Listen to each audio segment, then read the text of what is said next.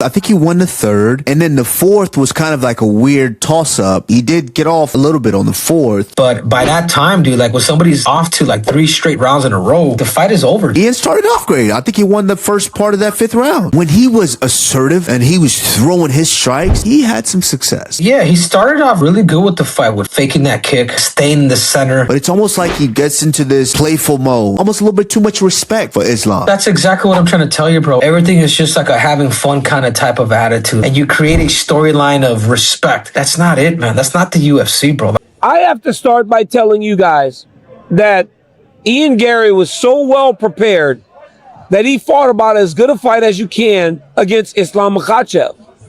But I try to not judge Islam differently than I do everyone else. But the reality is, there was a lot on this kid tonight. There was a lot of pressure on him to go out there and win this fight. So finally, Islam Makhachev has secured his win against Ian Garry, and now MMA pros are debating over Islam Makhachev being the best pound-for-pound fighter on the planet. However, Chael Sonnen praised Islam Makhachev's composure against Ian Garry, highlighting how the champion remained calm despite the crowd's reaction and refused to be rushed into exchanges. Sonnen noted that Islam confidently stood his ground and made Garry initiate the action, showing the poise and discipline expected from a champion. To beat somebody as good as Islam, it takes 5 or 6 guys. And by that I mean someone fights him, Daniel, and you take some notes, and maybe he got whipped, but the next guy made it a little longer, and you take some notes, and you see that 3 or 4 times. I do think that tonight, even with the struggles, the limited struggles, but the struggles Islam have, I think the Michael Morales fight is a lot more compelling. Yep. I'm more interested in that now than I was when I woke up today.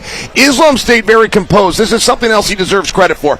He wasn't afraid for the crowd to boo him. He was not afraid to stand in front of Ian Garry, almost in a game of flinch. You go first or I'm going to go first. And he would make Ian go first. He was the champion. Ian's got to come to him. I just thought the poise that Islam showed, maybe in front of everything else, is what I was most impressed with. Moreover, MMA pros like Dustin Poirier and Jorge Masvidal argued that Islam Makhachev is not quite at GOAT status yet, mainly because they believe championship title defenses still carry significant weight in the all-time debate. They pointed to legends like John Jones, Anderson Silva, and Demetrius Johnson, whose lengthy reigns and numerous defenses set a high standard, while noting that modern fighters increasingly chase super fights and move up in weight rather than building long title defense records. Is he the GOAT now? Is Islam the GOAT now?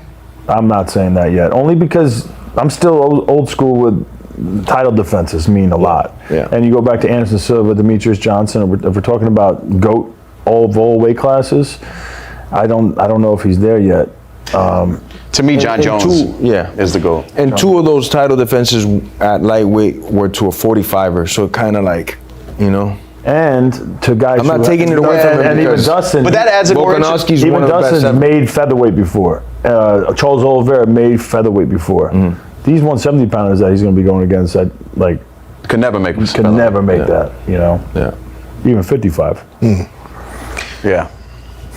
But it's just I don't know, the sport's changing, because back in the day when Anderson Silva was reigning and even Demetrius Johnson, it was about who could get the most title defenses. That was like the pride, right? But then now guys win a couple and then they go up in weight class. It's all about those super fights. Yeah. So furthermore, Israel Adesanya and Demetrius Johnson discussed Ian Garry's cautious approach, noting that he often relies on opponents to overextend so he can capitalize on their mistakes rather than taking unnecessary risks himself. They also acknowledged that Garry did a good job neutralizing many of Islam Makhachev's attacks, particularly during the 5th round when he secured a body triangle. Ian Garry is an athlete that takes risks. Yeah. I said it before, if you look at his last 5 fights, he needs his opponents to overextend to capitalize on their mistakes so he can get one up on his opponents, right? But I think he did well, though, the way he negated a lot of Islam's attacks. Like, again, the 5th round, when he got the body triangle, I was like, yeah, okay, this is going to be difficult.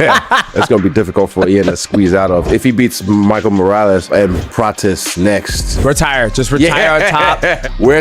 Retire. Yeah, he's got his horses, he's got his ranch. And it's chasing the dragon. I know, man, because I love this so it's like, look at your eyes. I see your eyes change. You're like, yeah, me too. I love it. I want to fight. So again, it's like, chasing the dragon, so it's like knowing when do you stop. I think if he gets two more, or one more, I think that's it. Stop chasing that dragon. That's it. Arman Tsarukyan criticized Ian Garry for lacking confidence in his striking, arguing that Garry became too focused on defending Islam Makhachev's takedowns instead of using his own strengths on the feet. Tsarukyan acknowledged that Garry defended much of Islam's wrestling well, but emphasized that simply surviving and defending is not enough to win a fight. Ian Garry, he didn't believe himself so much. If he could believe himself before the fight, like the earlier rounds, he could do better.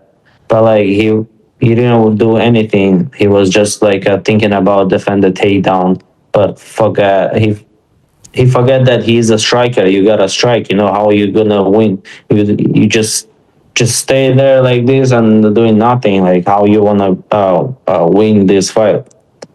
Yeah, people saying he defend Islam's wrestling, of course, but if he's not fighting, like he's just defending, he's gonna lose. And Islam look better than him, MMA Guru delivered a harsh assessment of Islam Makhachev's performance against Ian Garry, arguing that outside of a second-round head kick, Islam failed to produce significant damage or meaningful offense. He claimed Garry outstruck Islam during their exchanges and criticized the champion's prolonged cage control and body lock sequences, describing the fight as uneventful and questioning the entertainment value of Islam's title performances. Islam Makhachev landed this head kick on Ian Garry. That was the biggest moment of this fight. When I tell you, other than that, all Makhachev did for 24 minutes was either be outstruck by Ian Garry on the feet, hold him against the cage with a body lock, and not advance position whatsoever. There's nothing else. There's nothing else to this guy's game. He fights like a at welterweight, man. I'll watch women's MMA title fights over an Islam Makhachev title fight right now. Boring as to watch. Ian Garry took 0 damage in this fight bar this head kick. I despise Ian Garry. And he was locked in a cage with Islam Makhachev for 25 minutes and he felt 0 pain.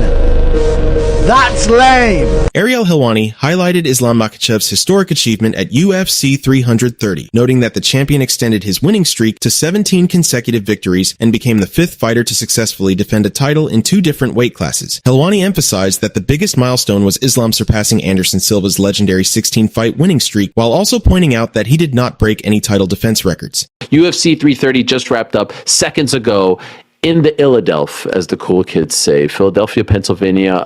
First time since 2019 that the UFC held an event there. That was a fight night event headlined by Justin Gaethje versus Edson Barboza in March of 2019. This time around, they come back with the #1 pound-for-pound fighter in the world, Islam Makhachev, who makes history. 17 wins in a row for Islam Makhachev. He retains his welterweight title.